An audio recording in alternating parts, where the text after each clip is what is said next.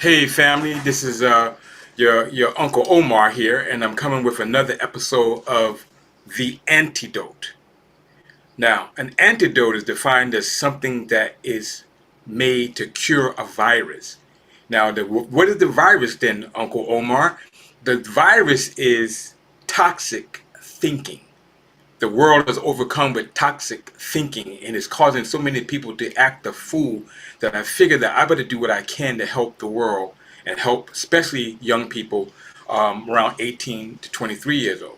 Now, I should actually go down a little bit further because this is for my daughter and for my son. So whatever I'm saying here, I'm saying it for them too. I want them to get this thing uh, and I want them to get it clear. So here's what it is. We're going to go to Proverbs chapter 3. I use digital Bibles, and I hope that's helpful for you to kind of get an idea about what's going on here. What Bible do I use? I'm glad you asked. Right now, I'm going to use something called the Bible. Look, I'm going to write it on the board.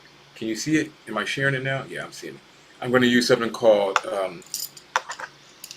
Bible Gateway.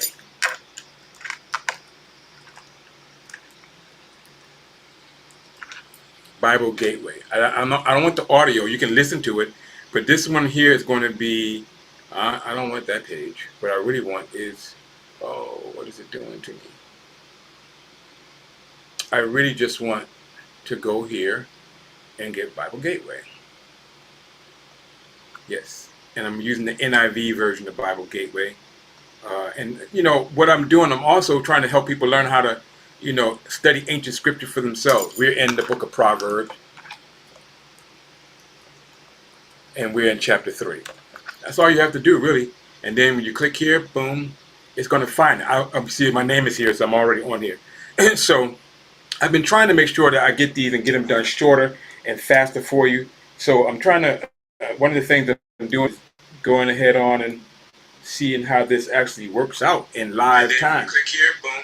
It's going to find what you just heard right there. I'm learning. I'm all in practicing what you're doing. I'm learning how to do this. That's why it's called season 1. This is basically a soft launch. I think I'm going to go official in season 2. So if you don't catch me in season 1, catch me in season 2. But I think I have something for you. Anyway, the main idea of this is to help my daughter and my son and all my nieces and nephews who really are out there in this world, and that toxic thinking is driving the world mad. So I said, I got to do what I can do to help them with that process. And so what I'm using is ancient wisdom for modern times. And that ancient wisdom for modern time is coming out of, the Bible. Now, a lot of people, they got their poo-poo on the Bible, think the Bible ain't all this. But for me, it's been pretty good. I've been reading it since I was around 18 and 19 years old. I'm 59 now, so I got a few years in this thing, and just studying. And one of the main things I did as a youngster was I realized that I did not have wisdom. I was gullible. I was always getting tricked. People come up with schemes, and people on the street, and I would get caught in those schemes. My father he just didn't really teach me a whole lot about scheming people until I got older. But when I was younger, I was just making bad mistakes and making bad moves, and so I was gullible. Now, what I did was I started to look up words for you because I was like, you know what? A lot of times we need to know what gullible might mean. So gullible, I started using this thing. Another tool that I use often is something called the Merriam-Webster. It's not up here right now, so I got to pull it up for you. I use the Merriam-Webster dictionary.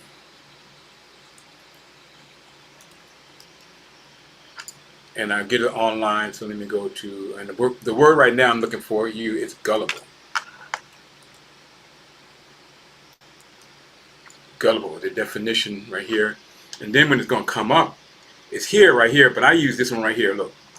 I use the Merriam-Webster dictionary. And I believe I'm already signed in, so a lot of the words that I've already looked up are here. But I want you to understand what it is. It means easily duped or cheated. I don't want you to be easily duped or cheated by the toxic thinking. So I have to give you something to help you out with. So we're going to go through Proverbs chapter 3, and I'm going to try to do it rather quickly. It says, my son. If you look at episode 2 or episode 1 or 2, they're going to talk a little bit more about how this Proverbs is set up. It's set up really for like a father teaching a son how to work things out, how to grow. It's like it's a king teaching a prince. So that was in olden times, and most of the things when they wrote from a male perspective. But in these modern times, it's a male or a female. So it could be a queen or a king or a mother or a father teaching their child, their prince, their princess, some good things. Now, so when it says father and son, think of whatever you are, whether you're a girl, a boy, whatever, a man or female, whatever it is, think about your position and how you're going to help other people who are dealing with this. Now, I'll go back here.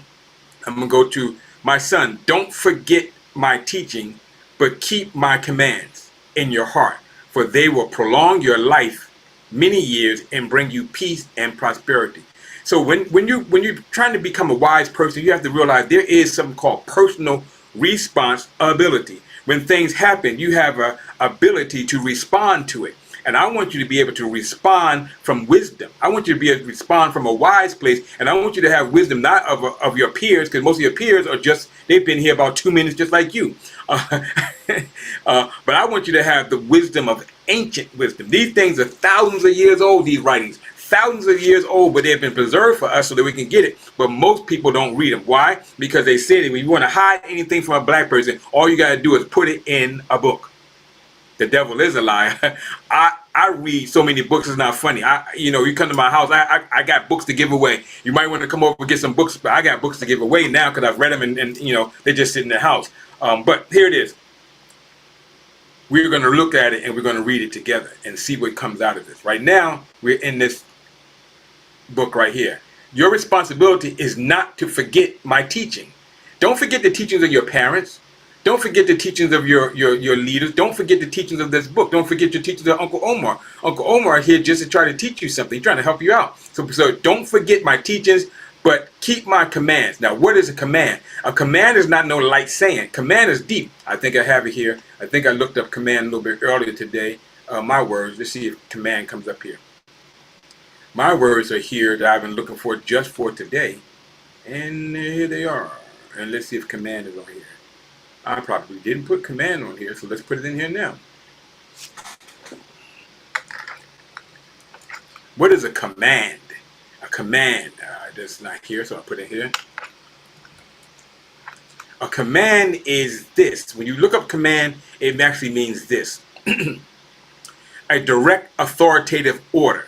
So your parents tell you, go wash the dishes. They're not saying, oh, would you please wash the dishes? Unless you a different kind of parent. And in our neighborhoods, we'd be like, what I say? Go wash the dishes. And I'm not going to say it to you again. Go do what I say. I'm giving you a command. This is the order. And so what God does, he gives us orders. Now, the thing is, we're in a world right now where nobody really believes in God. Nobody believes in authority, and I can see why. Because sometimes when authority act the fool, because the authority, recently, our presidential candidates, the people who could get into office, seem like a lot of them have the virus. What the virus, that lying virus, that trickery virus, that toxic thinking virus, and so we don't know whether So this kind of sickness that's going around the world, it can be in the president's house or it can be in the poor folks' house. It doesn't matter because there's no respect to a person. Like COVID was no respect to a person. This is no respect to a person. If you got toxic thinking, it's going to mess with you. So we taught in episode 1 and episode 2 that there is a thing called, there's an entity, there's a being, and I call that entity the great I am that is. Other people call that entity God. When I was younger, I called that entity Allah. When I was growing up, I called that entity Jah. It's so many different things. And then there was times I called that entity Jesus, but I realized that Jesus is a name. Actually, it's a title. Yahweh saves and delivers. Jesus. It's trying to get you to think about something, and it's the name of a great teacher who's come before us. They call him Jesus Christ. I didn't say curse Jesus Christ. I'm saying Jesus Christ, not like that, but Jesus the Christ, or Yahshua HaMashiach. And so we have to first of all believe. It said in the first chapter that if you first of all you have to believe or fear the Lord. That the fear of the Lord is the beginning of wisdom. But one of the things I want to say to you right now, I do not teach a God of fear. I do because I know the God that I learned about in this Bible said this. It said, I didn't give you a spirit of fear, but I've given you a spirit of love, power, and a sound mind. So God is not trying to have you in a trick bag thinking, oh, I can't wait till I catch him missing the mark or sinning or doing something weird. And then as soon as I catch him, I'm going to send him to hell. That is not God. He invested too much in this world, and he invested too much in you to be looking around and waiting for an opportunity to smash you. So a first thing, a wise person has to recognize there is a God. You know how people say, well, you know, there's something happening, or there is a God. There must be a God. Well, there is a God. That's one of the inheritances I got from my parents, and I hope you got that same inheritance too. I have known all my life that there's a God. I have believed that, but now I know it. When I was younger, I believed it. I just believed. I believed there's a God, but after a while, I started working with this entity. I started working with God, and I realized there is a God, and I call him the great I am. Some people call him love. Some people call him the divine being. Some people call, I don't care what you want to call him, long as you're talking about the Most High. That's one of my favorite names for him. The Most High. I'm talking about the entity that's the creator, the beginning, the whole the intelligence that started this whole thing we call the universe or multiverse. Depends on if you watch Spider-Man or what's that other guy? Flash. My children like Flash, so they have multiverses there, and I believe there are multiple verses. But that's not, I don't want to digress. I want to get back to what I'm doing. I just want to set the stage that you have to believe. If you don't believe in a God, I need you to get that fixed. And if you don't believe in God, nothing I say here will make sense. It might be funny, it might be, but it won't make sense to you. It won't stick to you. My child, my son, my niece, my nephew, my friend. Don't forget my teachings. You have responsibility not to forget the things that you're taught. Your other responsibility is to keep, to obey, to do what I tell you to do, what I reveal to you. Keep my commands and do it where? In your heart. Long as some people they're going to only obey you long as they see you. As soon as they out of their mama and papa's view, they getting high, they drinking, they partying like ain't no tomorrow. They don't know how to act because they haven't learned how to be mature with it. But I said, but here's what God is saying, and here's what a good parent said: keep my commandments, do what I told you to do, and keep it in your heart. Keep it in your emotions. Keep it in your thinking. For they will prolong your life many years and bring peace and prosperity. Does anybody out there want to live long? I want to live long. I'm planning to live about 102, 107, somewhere around that time. And I'm not planning to be no old 102, 107. I'm trying to be young and moving around and all that kind of stuff. Dancing. I'm talking about I'm going to be dancing when I'm 102 and 107 somewhere, somehow, and dancing with somebody. So I want to prolong my years. And if the way the scripture tells you to prolong your years is to keep my teachings, to keep my commands. It said it'll extend your life and it'll bring you peace and prosperity. I don't know. For some reason, I just wanted to look up what peace and prosperity might look like. And I think this word is still here. Recent words. I looked up this word peace recently, and it should be here. This is not working like I wanted it to work. But since it's not, I don't care. I'm going to keep on going forward with it. Here it is. I'm going to put this word in here for you. Peace. I might have saved it. Peace. What is peace, Uncle Omar? Peace is the freedom from civil disturbance. Right now, we don't have any riots. I don't think there are any riots going around in the country. So we have a little bit of peace. Peace is what? A state of security or order within a community provided by the law or by custom. Our government, for the most part, has peace. Maybe our cities don't, but our country, for the most part, has peace. And then it's also freedom from disquieting or oppressive thoughts or emotions. You don't have any peace if your mind is going crazy. You can't think straight. You just can't. You can't get your mind together. You can't get your emotions together. You're always crying. You're always depressed. If you're like that, you don't have peace. Peace is a harmony in personal relationships. Do you have harmonious relationships? Are things good in your life? Do you have harmonious relationships? Peace is a state or period of mutual concord between governments. So one of the things that Proverbs promise you is that if you don't forget my teachings, if you keep my commandments, you'll have long life and it'll bring you peace and prosperity. Now, prosperity should be on the list, but if it's not, I don't want to take a chance. I'm going to see if I can put it in here now. P.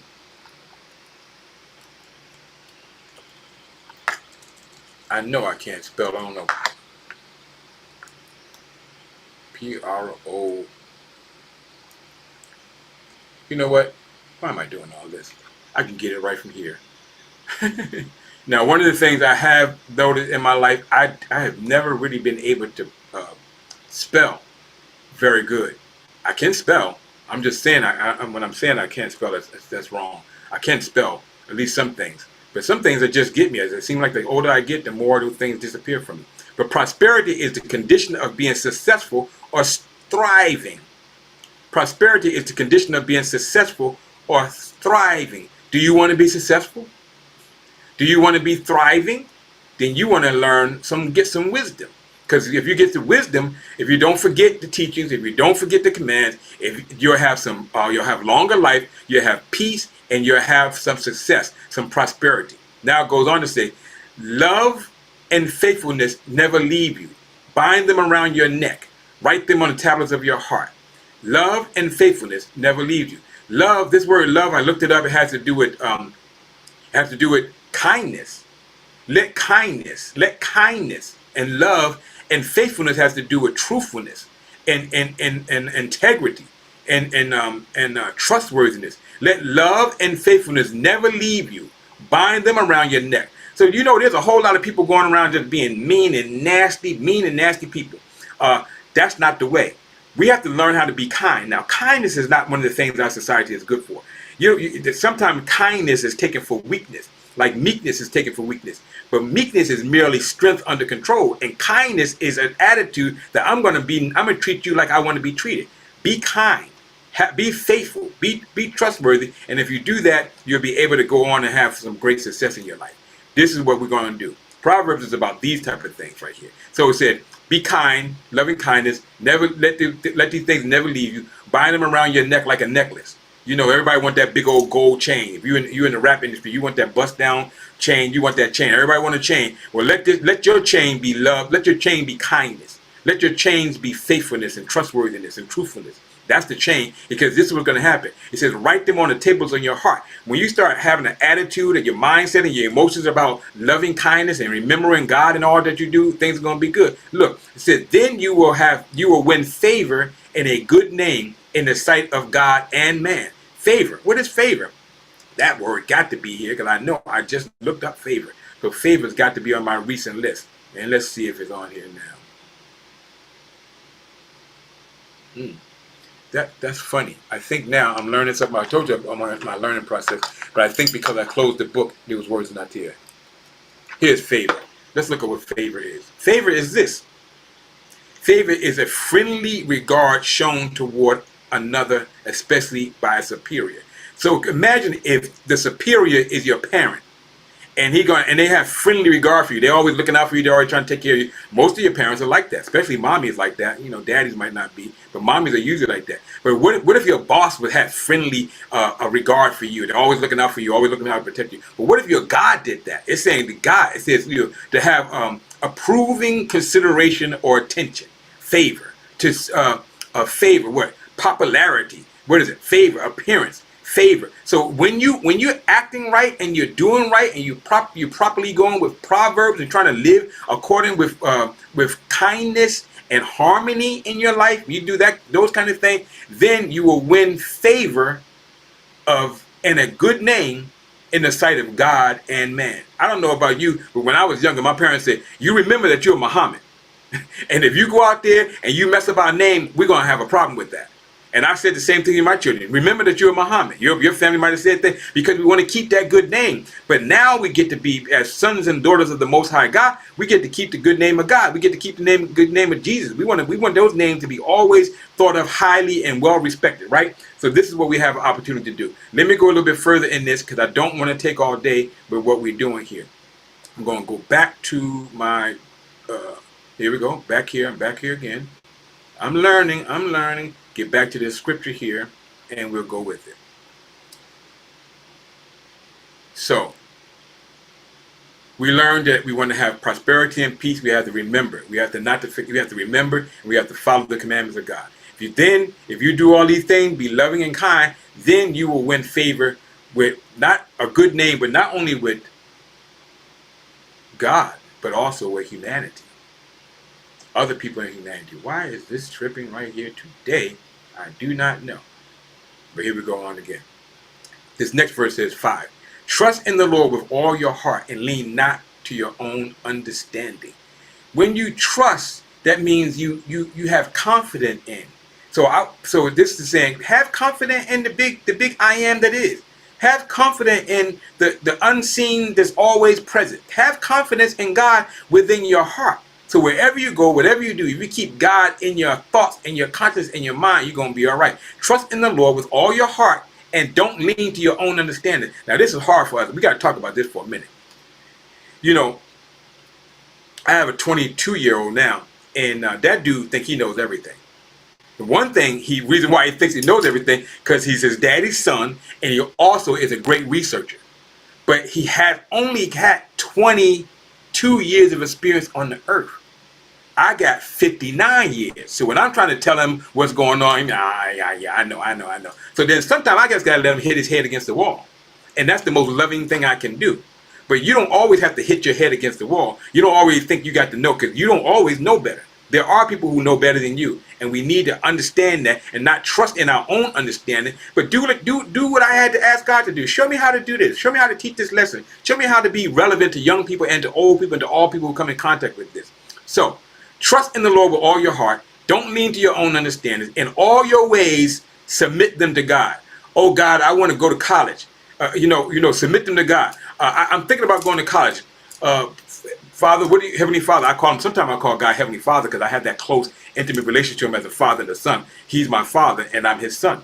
The Bible says when your mother and father forsake you, the Lord will take you up. My mother and my father have already transitioned to the other side. So right now, I'm just dealing with God as my father. So sometimes I say, Daddy, what should I do? Should I start this Bible? Should I start this study in Proverbs? Give people the antidote for the toxic thinking in the world? And I heard in my spirit, yes, do it. And I need you to focus on a certain particular people. I don't want you to make it so heavy. You know, I have a deep dive Bible study, and it's for the seniors on the move. I teach that every Tuesday at 12 o'clock on Facebook live. I do a Facebook live and on YouTube. You can get in on the YouTube session. But that's real deep. Right now, I'm just trying to keep it light and keep it relevant. So here we go. Trust in the Lord with all your heart. Lean not to your own understandings. In all your ways, acknowledge him, and he will make your paths straight.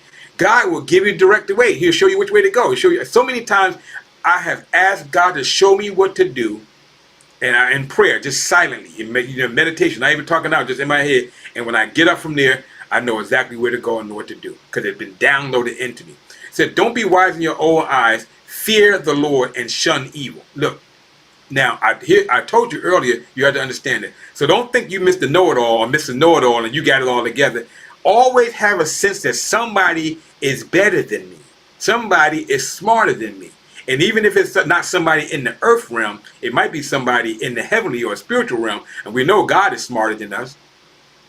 And we know he's wiser than us. So we need to don't be wise in our own eyes, but fear the Lord. Now, what does fear mean? Now, fear is not this kind of like be scared. I'm going to put this word here. I think I know how to spell it. Reverence. When we're talking about fear in the Lord, we're talking about reverence. That's what we're talking about. So we're going to look it up. The word reverence is right here. Save the word. I don't know why it wasn't saved before. Here, reverence. That means to honor and respect, felt or shown. So it's a gesture of respect. So give God respect. Respect God in everything you do. Tell him what you want to do. Give your plans to God. Maybe run them by your parents. Run them by your uncles and your aunties. Make sure it's good. Think they run the idea by them. Just don't go willy-nilly out there. But then whatever you do, always think and have respect for God. Always know that God is watching you. You ever hear that song? Somebody's watching me. I feel like somebody's watching me. Yeah, somebody is watching you. The cameras are watching you. This camera right here is watching me. Cameras all over the nation and all over the world are watching me. But that's not what I'm talking about. There is a spirit inside of us, the watcher, the knower. God's breath inside of us is watching and knowing everything he's doing. And he's sifting them through and see, is this person on the up and up, or is this person a cheat? Is this person on the up and up, or is this person a liar? You know, it's all kinds of things we have to do. So when we see this thing, respect God, fear God, is not be afraid of God. It's to have reverence for God. Put some respect on his name. Put some respect on his presence, because he's right there in the same room. God is in my room and God is in your room. Right where you are, that's where God is. And he says, shun evil. Don't be running around trying to do things. If you know something is wicked, if you know something is evil, if you know something is not right, don't go to it. Push that off. When somebody come to you with a scheme, we had that, and I think it was in episode 1 where we talked about the gangster spirit, gang banging spirit. You have to go get that. It's somewhere on Facebook or YouTube about the gang spirit. Don't run with the gang banging spirit. The ones that try to do evil. Don't be trying to hook up with the Kia boys or anybody else got this group thing and they're gonna try to rob and steal and take from people. Be wise don't be wise in your own eyes. Fear God, shun evil. This will bring health to your body. That means healing. Some of y'all are sick because you're doing sick stuff. You're doing evil stuff. You're doing nasty stuff. You're going on the internet and you talking about people. You bagging them. You running them down. You doing all kinds. You throwing pepper on them. I don't know whatever it is. Some of y'all, if you stop throwing shade on folk, stop hanging out with people who always throwing shade on people, you'll get some health in your body again. It says it brings health to your body and nourishment to your bones. That means it's going to bring restoration to your body. You won't be all nervous and afraid and all that kind of stuff because you're doing wise things. You're respecting God and what you're doing. You're remembering God, and you have peace and prosperity going in your life. And because you're doing that, good things are going to come to you. Look what it says in verse 9. Honor the Lord with your wealth, with the first fruit of all your crops. Then your barns will be filled to overflowing, and your vats will brim over with new wine. I know there's a big old thing right now people have been talking about right now. I think Pastor Creflo Dollar talking about he doesn't believe in tithes. Okay, that's fine. Pastor Creflo Dollar no longer believes in tithes. He did before, but he doesn't believe in tithes because he thinks tithes is unbiblical. But here's the deal. There's a spiritual principle that if you have $10, you give one of those to spiritual things. You give one of those to work that's going to be spirit. And in your mind, you're thinking, I'm giving this back to God. You might be giving it to help the homeless. You might be giving it to help your church that helps the homeless. Whatever you do, you take out of the $10 you get, you just use one of them to give back. What that does is lets the spirit, the great one know, oh, he knows where his stuff is coming from. And he's giving it back, not because I need it, but because he knows that when I do this, I set up something called currency. You ever heard money being called currency? Like an electric current going through. If you're giving that, if you have 10 and you give $1 to some kind of good thing, give $1, even if it's the person on the street who out there with the thing in their hand, whatever they're doing.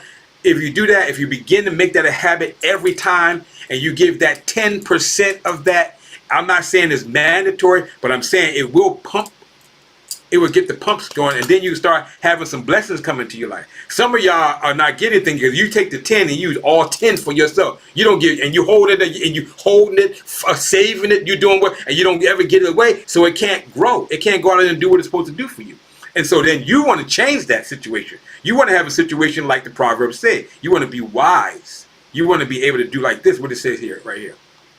Because when you start giving away, it said, honor the Lord with your wealth, with the first fruits of all your crops. As soon as you get some money, put some aside to give away. If you get $10, if you get $100, put $10 away. If you get $10, put $1 away. If you get $1, put a 10 cent away. It's like that. It says, if you do that, if you honor the great I am, who is the source of all wealth and all intelligence and all power and all things, if you honor that idea, that concept of the great I am, and you give that away, as soon as you get it, you give that 10% away, then it says your barns will be filled to overflowing, and your vats will brim over with wine. Now, I don't know any farmers, really. I don't know a farmer right now. But so they're using farming terms because farming and growing things have been around a long time. It just means that your bank account will be fat, yeah, and to overflowing. You have more than enough money, and your brim will be over, or you'll have you got all the new wine, and you just be filled to overflowing. You got more than enough. And there are many days I realize I got more than enough, because if I'm going to the thrift store and I with no purpose, I got money. I'm just going around and buying some stuff. I'm gonna pop some. I'm gonna pop sometime. I'm gonna $20 in my. I go pop some tags, pop some. But because I got something to give away, I got something because I make it a habit. Me and my family, we give 10% on. Before it even come to us, we already giving that 10% away, because we want to keep our prosperity going. We want to keep our vats. Now, I don't have more than enough yet. I mean, I don't have over an abundance yet, but that's because I haven't really worked my field like I'm supposed to. Now that I'm beginning to work my field, more than enough. I mean, I didn't say work for somebody. You're gonna do some work for maybe for a little while, but I'm beginning to work my field and get more out of it. Now it says, verse 11. My son, my niece, my nephew, my prince, my princess, do not hate the Lord's discipline, and do not resent his correction, rebuke, because the Lord disciplines those he loves, as a father the son delights in. Now, I'm going to tell you this. I want you to know this right now. I come from the old school, and my father beat my behind when I didn't follow his understanding and I did not follow his direction, and I came out okay. I realize now, if you beat your child, they're going to call somebody up and all that kind of stuff. Y'all need to stop all that foolishness and let people do what they do. But if you do parenting right, in the first 2 or 3 years of my children's life, I had them on lockdown. If they didn't do what I said, that's 1. And they kept on acting up, that's 2. If I ever got to 3, I'm going to tap that little behind. Now they're all grown now, so you can't do nothing to me now. But and guess what? When they start getting older, I just have to say 1, and they know, oh wait a minute, Daddy not playing with us now. He sometimes be cool, but he ain't playing with us now. And so what this is saying is that God, just like I as a father put the smack down on my children when they're acting out, God corrects us. And how does he do it? Sometimes he let the circumstance of life get us. You know, okay, you don't want to do right, you want to act a fool, and you don't want to get in, you just keep spending all your money, and next thing you know, you come up with a car accident and don't know why. Because you got out of the protection. That's in episode 2. Because we found out when you walk in wisdom, you get under protection. But God does, every one of his children has acted a fool sometime in his life. It's part of the learning process. So he said, don't be getting mad at God when God corrects us and allow things or suffering to come into our life. Don't be getting mad at God, because some of it is just about to teach us a lesson. Have any of y'all ever been taught a lesson by God and you know it? You know there ain't no way that could have happened, and only you don't know you did, but you know you getting whatever you're experiencing right now as a result of you not following good and godly principles, or not doing what's right, or doing what your mom and daddy told you to do. Somebody was puking up all that because they were trying not to, they trying to do something else. They drinking instead of doing what that's it. Take it slow. And they have all kinds of things happen to them. So don't be mad. Suffering. Every one of God's children, if you're a child of God, you're going to experience some correction. You're going to experience some rebuke. And that's how you learn what to do, what's right to do, and what's wrong to do. All right. I stopped being mean and nasty somewhere around 18 or 19 years old, because I was grimy as I almost said as F-U-C-K, but I was grimy. I was doing some really wicked stuff. I was, stealing, ganking people, doing all kinds of things. But then I came into this knowledge. That's about the time I started reading this book, and I realized I was just damning myself. I was cursing my own self by the things I was doing, and I stopped doing that. Now I've been almost 40 years, plus years of doing right. So most of the time, good things come to me. And if it comes to me and some kind of suffering comes, I know it's God, my Father got me. It's going to be all right. Everything's going to work out. Let's go on a little bit further. Blessed are those who find wisdom, those who gain understanding. For wisdom is personified as a woman in the scripture. And I said this to other people, I need to say it again, that God is not a male nor a female. So sometimes God presents himself as a woman, the multi-breasted one, El Shaddai. Or sometimes God presents himself as a male, But wherever it is, God has no male, no gender. But wisdom is sometimes spoken of as a female, like God is spoken of as a female sometimes. So it says, so this is wisdom he's talking about. For she, wisdom, God, is more profitable than silver. I told you I love silver. You can't see my silver. Can you see that? Yeah, I love silver, and I look for silver. I go all over the world trying to find me some good silver pieces. But so if I get wisdom, I gotta like wisdom more than I like silver, and it yields better return than gold. I can get gold. Now, why did they say silver or gold? I think silver in the ancient days were more valuable than gold. Anyway, wisdom is more precious than rubies. I got a little ruby here. I use that. Nothing you desire can compare with wisdom, with God. Long life is in the right hand of wisdom, God. In her left hand, it says, there are riches and honors. Wisdom got stuff stored up for you if you act on it, if you learn wisdom. Listen, it says her ways are pleasant ways, and all her paths are paths to peace. If you want to start acting right, doing right, start walking in wisdom, then you start to get all kind of blessings and favor come your way. And you'll start to understand life in a very different way. And you'll even approach life differently. You won't be all scared. You won't be all nervous. Don't be worried about something coming because you ain't done nothing. But if you've done something, you always, you got that little twitch in your head. You're always looking back to trying to find out, when they're going to come on you. When is it going to happen to you? All right. So let's keep it going. Her ways are pleasant, and all her paths are peace. She is a tree of life to those who take hold of her. Those who hold her fast will be blessed. By wisdom the Lord laid the earth's foundation. By understanding he set the heavens in place. By his knowledge the watery depths are divided, and the clouds let drop the dew.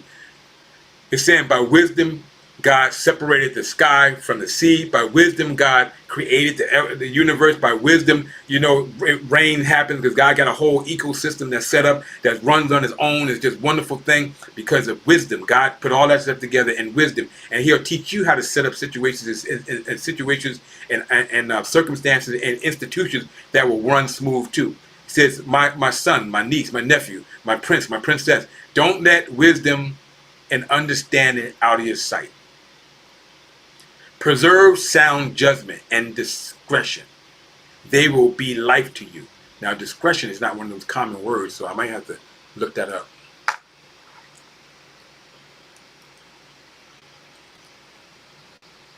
I better cut and paste it because I end up sitting up here messing it up, and I don't want to do that to you.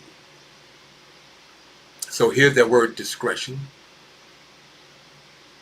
I'm going to copy it. I'm going to paste it in here so I know my spelling is correct. And then I'm going to go look for it. And here's what discretion means. It's individual choice or judgment. It's power of free decision or latitude of choice within certain legal bounds. It's the quality of having or showing discernment or good judgment.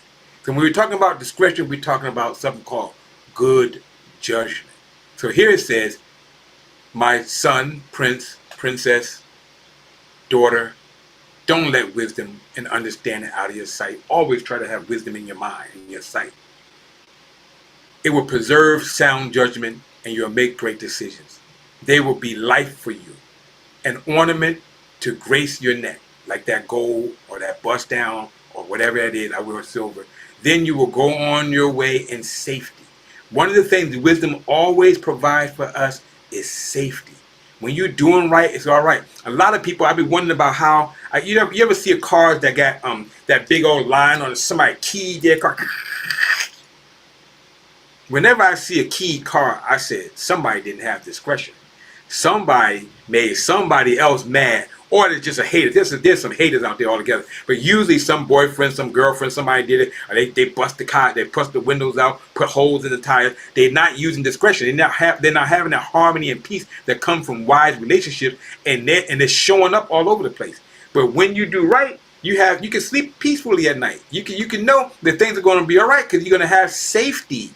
You treat people all right, it's going to come back to you. So then you will go on your way in safety, and your foot will not stumble. Then you won't fall into traps and snares and tricks. When you lie down, you will not be afraid. Some people can't even sleep because of all the griminess they did. They think somebody going to come in there, bust their room, bust in their house, take their, I almost said dope, but some of y'all got dope. Somebody take your guns, take your gold chains, take your diamonds, but because you got them the wrong way, and now somebody want them back. Or somebody jealous and they want to take your stuff. Because you didn't have enough sense to cover up your stuff when you in crazy places. You ain't got to always show your stuff. You ain't got to always wear your bust down and everybody see it. You know you're going to hood. Why are you showing off anyway? You're just setting yourself to get somebody to snatch your chain. Oh, one of the things I'm going to try to do is keep it real for you. And some people, you just showing off. I have one friend. He said he's too flawed to be flashy, right? He already know he a mess, so he ain't gonna be doing a whole lot of stuff and trying to show off and stuff because people will sure enough clip him. Have you ever been clipped? Have you clipped somebody? You already know what's up. You already know what time it is. but you have safety. You can actually go to sleep and you have some sweet dreams and sweet peace. Have no fear of sudden disaster or the ruin that overtakes the wicked, for the Lord will be at your side and will keep your foot from being snared. Some of us, they just got into college, they just got that job, and they can't even hardly keep the job because they think something's going to happen. Oh, now they're going to have some bad luck. Terrible things going to happen. Something's going to happen to them just because they starting to have good things. Sometimes good is just good. And you don't have to be worried about something coming to you or something suddenly happen to you, because the I am that is, God himself, he's the one that's protecting you. And then I hear that he has angels. He's got other ministers and spiritual beings that you don't even know about, protecting every one of us who are willing to work with him. But if you're always running out from protection, here's the problem. Let me show you what it was like when we run for protection. Now, the speed limit says 60. Some places 75. But if you're doing 95, you're outside the limits of protection. So anything can happen to you. You can have an accident, or you can and they pull you over, because you're outside the limits. So what we're doing with Proverbs, we're learning how to live within the limits that allow us to stay in the favor and blessings of God. Can you get with that? I hope you understand that, because that's what we're trying to talk about right here. Now, we go a little bit further. So have no fear of suddenly happening to you, or that ruin you're going to all of a sudden lose all your money, lose your job and all that, or that evil will overtake you. Why? Because God, the great I am himself, is going to be right there with you, protecting you. Or he's going to send somebody to watch over you and protect you. And then your right deeds are going to make it better for you. Some people, because you treat people right, people defend you. They're like, hey, leave him alone. Leave her alone. She wasn't good. She always look out for us. We're not going to hurt that person. And they will keep you from being caught in traps. I don't want you. That's why I'm doing this study, because I don't want you to fall in these traps. Do not withhold good from those when it is due, when it is in your power to act. And I'm guilty of this. Let me just be honest with you. I'm guilty of this. Especially when my wife and children are with me in the car. Hey, bro, you got $1? You got $1? I know I got $1, but I ain't trying to put my family at risk to give you that $1. But basically the Bible's trying to say, or the wisdom is trying to say, if you got it in your power, you got that $1, go on and give them $1. Because you have it. Especially when you buy yourself. When I'm by myself, I'm really generous. They ask me for $1. I usually give them whatever they ask me for. And I shouldn't have said that, because now somebody gonna ask me for 1,000 or something like that. But if you ask me for 1,000 and I got 10,000, boom, I might break you off. Because I like to do that. That would be my 10%. To be a blessing to somebody, right? Because I want to give from the first fruit that I have. God gave me the ability to make this money. God showed me how to make wise decisions and stuff like that. So I'm making more money. I have more. So when you have it, when somebody comes to you and asks you, hey, can you give me like $10 to $15, like, and you got it in your pocket? Don't say, come back tomorrow, next week. That's wicked. Just give it to him and keep it moving, and won't see when God come and give you more. He'll probably give you double for what you gave that person who gave you $1. I'm just saying. So, do not withhold good from those to whom it is due, when it is your power to act. Don't say to your neighbor, come back tomorrow and I'll give it to you. When you are ready and we already have it, don't plot harm against your neighbor who lives trustfully near you. I need to say something about that, because I've lived in the hood for many years of my life, right? And sometimes it's your neighbor who's plotting against you. When the crack epidemic first started happening, I was living in Baltimore then, and I was free. People come over my house and we do things. Obviously, every now and then I started noticing my little gold chains were missing and my little stuff was gone. I was like, what's going on? And I didn't realize that my neighbor had started smoking crack. And whenever he came over, he would take a little something extra with him when he went. Now, I wasn't smoking crack with him. I might have hit a J with him, but I wasn't smoking any crack with him. But here's the thing. He was using me as I was like his little target, his little way. He was looking at me as I'm his neighbor, but he doing me wrong. Don't do the people wrong. If you're going to do wrong way down the street. Don't do it in your neighborhood. Don't do it where you live. That's wicked. That's evil. Look, I'm just trying to help you out. I know some people are not going to say this to you. Probably never heard this before. But here's how you can live and be successful. So don't plot harm against your neighbor who lives trustfully near you. Don't try to rape their children. Don't. Yeah, some of y'all out there, y'all too thirsty. Y'all do crazy stuff. You're trying to trap them, trying to get their children. Come on, get some candy. And you know you have some wickedness in your heart. Do not accuse anyone for no reason when they have done you no harm. Now I've heard some youngsters be doing that. You know, I'm gonna get that Negro. I'm gonna get him. He ain't do me right. I'm gonna call the police and say he got some stuff in his house. You accuse, and he ain't got nothing. You're just trying to mess them up, just trying to give them a hard time. Don't be falsely accusing people. Then you're acting like the devil himself, the evil one, the antichrist, whatever it is. When you start putting false things, stop that. Don't say false things about you. You hate it when somebody talk about you and saying false things about you. Don't do that to other people. Don't accuse anyone for no reason when they have done you no harm. Don't envy the violent or choose their ways. Yeah, them brothers. They got teardrops on their eyes. And they big body because they done they bag some bodies and stuff like that. But don't celebrate that. That's not something you celebrate, that you're going around taking the life of somebody else. That's not something to celebrate. I know gang culture might say that, but we kind of move out of gang culture. We want to use the gang for our advantage. I'm with the holy gangsters now. I'm with the righteous crowd, and we gang up to do good, not to do evil. And so I want that to be for you. I want you to have that, because that is wisdom. So we're out of here in just a moment. Look, for the Lord detests, he hates. It says the Lord hates, detests the perverse, but takes the upright into his confidence. If you're out here doing schemy, grimy trickery, if you're out here doing evil, the Lord, you setting yourself up to be hated by the Lord. Now I just told you the God of love, but the way God set this thing up, he'll let the world get you. It's like you stupid enough to jump off the building, he'll let gravity take you all the way to the ground and break you up. That's what I'm talking about. So the Lord hates, he actually works against perverse people. Let me look up perverse. That's one of them words. We don't talk about that much, because we're in a time where there's no standards. There ain't nothing perverse. Everything is go. It's everything goes kind of world right now. But here's perverse. Let's see what it means. Perverse means this.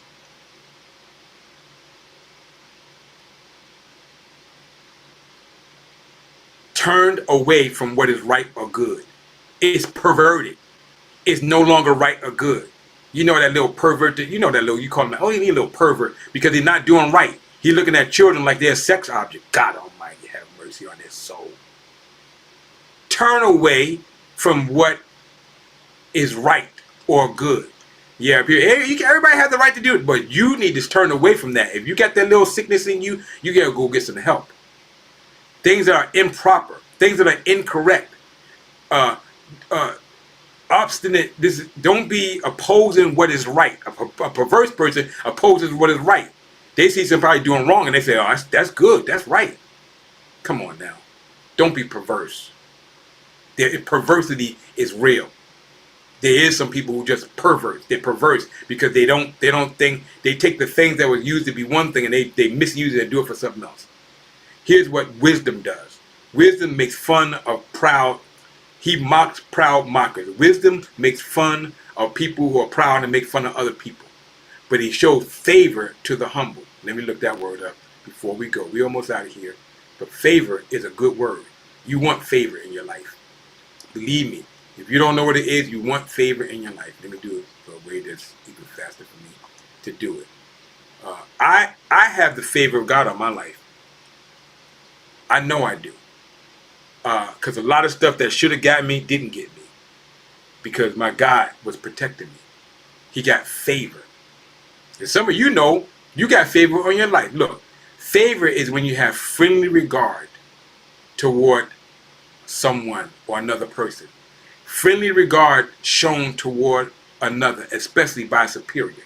If your boss like you, they're gonna look out for you. They have favor on you. If your parents like you over that perverted son or daughter, they're gonna have favor on you. My God has favor on me. I say this. Everybody, especially young people, they always, "Hey, that ain't fair. That ain't fair. You ain't fair." And I tell my children, you're right, I'm not fair. God's not either.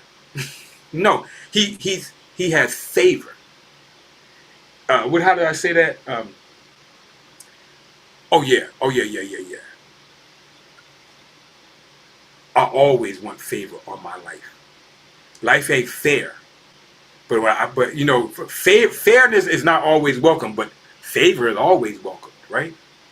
So you want to have the favor of God, and you're going to have the favor of God, the favor of your parents, and the favor of the elders around you, because you're going to be doing right stuff. You're not going to be acting the fool out there. You're going to take this. You're going to understand that, because guess what happened? He mocks those who make fun of people. He shows favor to the humble and the people who are oppressed. The wise will inherit honor, but fools only get shame. So I don't want you to be out here getting shamed because of shame that come on your life. I'm finished. I got to go. This is Uncle Omar. I'm doing this for you. This is episode 3 of season 1 of The Antidote. And what is the antidote for? It is for toxic thinking. It's an antidote for toxic thinking, so you can have some healthy thinking. Keep your hands clean and your heart pure. You cannot go wrong with that. I'm out.